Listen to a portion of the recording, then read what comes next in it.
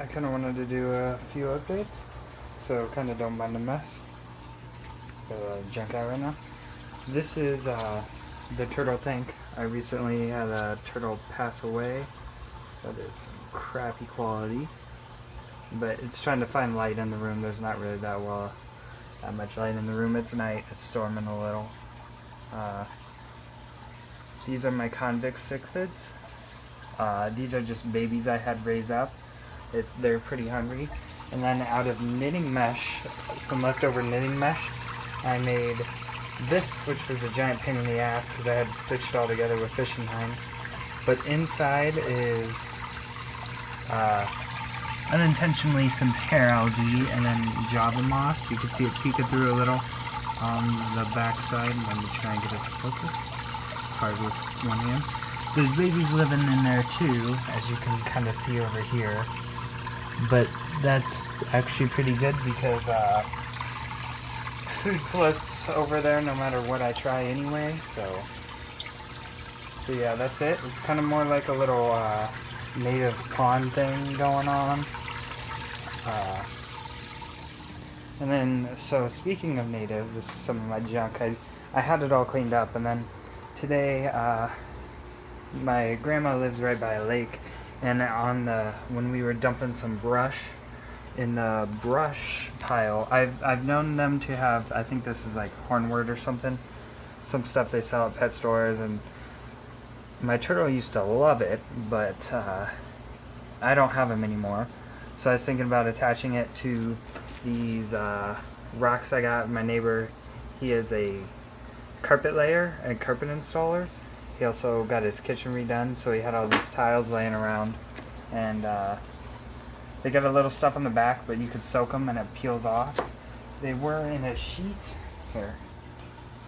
They were in a sheet like this, so I just cut them off, peeled the webbing out, and then soak them and scrub them. I was gonna do like kind of a spike pillar effect in one of my tanks, or a couple.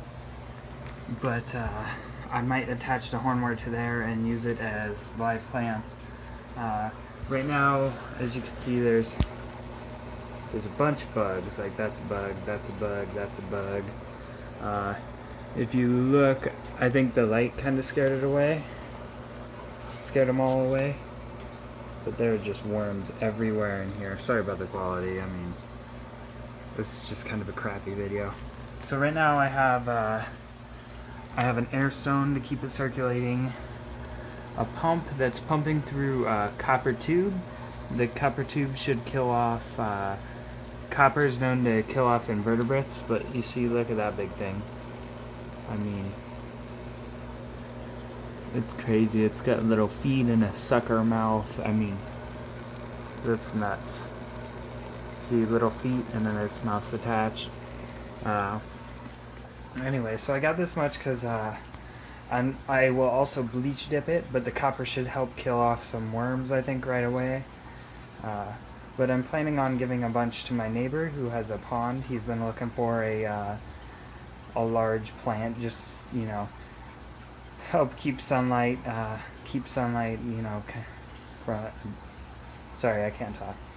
Keep sunlight from getting algae blooms, that kind of stuff, you know. If I can get it clean, I'll probably do a bleach dip or two, but I could get it to where he could have a lot of benefits for his little koi pond if he gets a big cluster and attaches it to a rock and sinks it. But me, I plan on putting a couple probably in the turtle tank, and then trying to, for the 55, trying to replace some of the fake plants with this on sticks. I pretty much know how that's going to turn out. That's going to turn out to be a fucking mess and a nightmare, but I have a bunch, so.